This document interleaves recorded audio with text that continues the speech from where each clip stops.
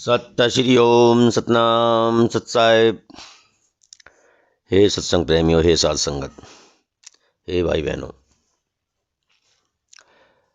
आज हम कबीर बीचक का आखिरी प्रकरण, एकादश प्रकरण साखी, इसका प्रारंभ करते हैं।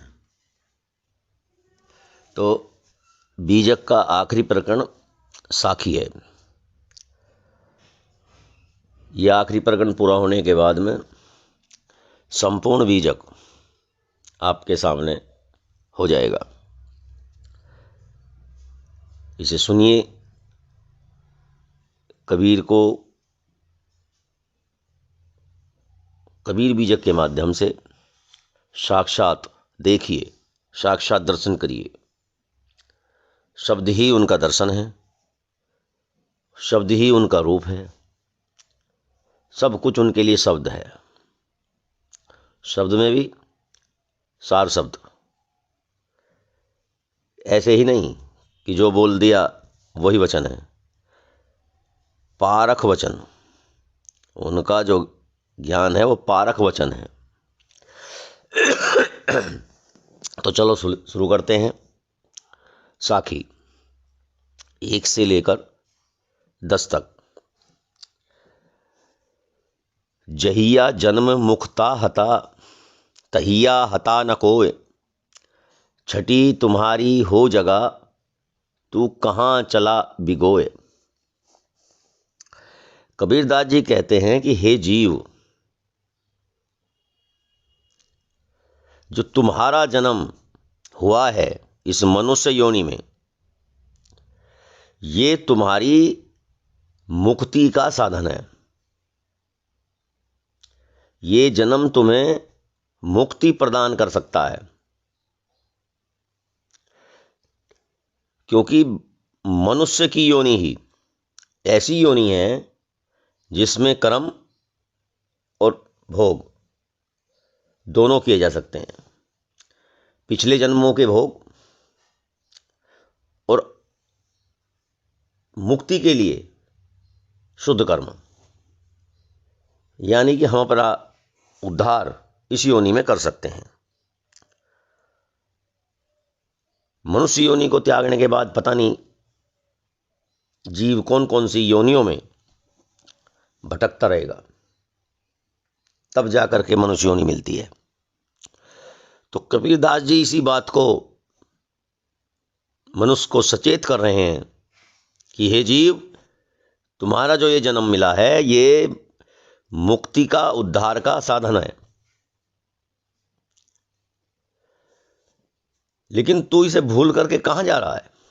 इस बात को भूल कर कहां जा रहा है? छठी तुम्हारी हो जगा, 5 ज्ञानेंद्रियां और छठी मतलब मन। तुम इन इंद्रियों के और मन की तृष्णाओं को जागृत कर रहे हो और भटक रहे हो। इन तृष्णाओं का त्याग करो। सत्य का मार्ग छोड़ करके तुम कहां जा रहे हो? तू कहां चला बिगोए। ये सब छोड़ करके तुम कहां जा रहे हो? इस जन्म को सिद्ध कर लो। और सिद्धता का मतलब है कि अपने आत्म स्वरूप में स्थित हो जाना, अपने आप को जान लेना। लेकिन तुम ऐसा नहीं कर पा रहे हो। अगली साखी है, शब्द हमारा तू शब्द का, सुनिमति जाहो सरक। जो चाहो निज तत्व को, तो शब्द ही लेहु परख। इस साखी में बहुत ही पारक की बात की गई है। कह रहे हैं कि शब्द हमारा, तू शब्द का, जो हमारे वचन हैं, जो सार वचन हैं, जो पारखी वचन हैं, तू उनको अपना ले, तू शब्द का यानी कि तू उन वचनों का हो जा, उनको अपना ले। सुनी मति जाहू सरक, अपनाने का मतलब यह नहीं है कि तू बैठ के सुनेगा। अपनाने का मतलब है जैसा मैंने बोला है वैसा ही तुम्हें सोचना, करना और समझना है, उसी मार्ग पर चलना है, ना इधर ना उधर। सुनी मति जाहू सरक, सुन करके उन्हें भूल मत जाना, खिसक मत जाना, वैसा ही आचरण करना जो हम बोल रहे हैं। जो चाहो निज तत्व को, तो शब्द ही लेहू परख। यदि तुम अपने मूल स्वरूप को समझना चाहते हो, अपने मूल स्वरूप में स्थित होना चाहते हो, अपने मूल स्वरूप का बोध चाहते हो, तो शब्द ही लेऊं परख। तो शब्दों को परख लेना, सार और ऐसार शब्दों की परख कर लेना। जो सार शब्द हैं उनको अपनाना, तभी आत्म स्वरूप को समझने में समर्थ हो सकते हो। वचनों को समझना, समझ करके परख के फिर उन मार्ग पर चलना, ना इधर ना उधर, भटकना नहीं है।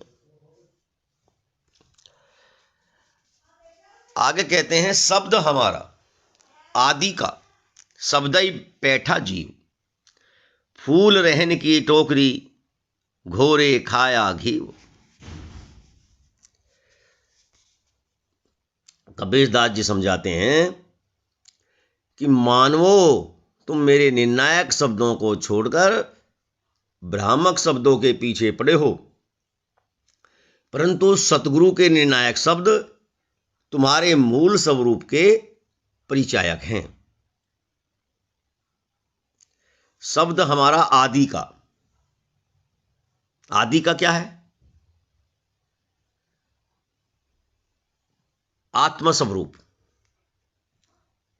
ये आत्मस्वरूप आदि है।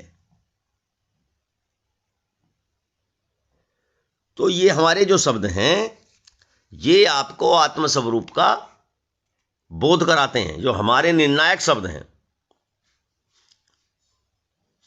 ये सब आदि हैं, यानी कि बोध कराते हैं। तुम भ्रामक शब्दों के पीछे मत पड़ो। जो पारखी वचन हैं, जो निर्णायक वचन हैं, जो सार वचन हैं, उनको ही ग्रहण करो। सतगुरु के शब्द निर्णायक हैं। शब्दई बैठा जीव, जीव जो भेद है वो इन शब्दों के अंदर ही है।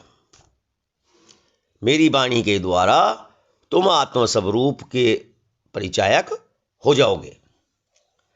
फूल रहन की टोकरी, घोरे खाया घीव। मानव शरीर तो एक टोकरी के समान है जिसमें सार शब्द रूपी पुष्प रखा जाता है, परंतु जीव उसी तरह ब्रह्म शब्दों के जाल में पड़कर पतित हो जाता है। कैसे पतित हो जाता है? जिस प्रकार मट्ठे में घी ज्यादा दिन पड़े रहने से खराब हो जाता है। घोरे खाया घी, मच्छा में पड़ा पड़ा घी खराब हो जाता है। शब्द बिना सुरती आंधरी, कहो कहां को जाए, द्वार न पावे शब्द का, फिर भटका खाए। साहिब समझा रहे हैं कि मनुष्य का हृदय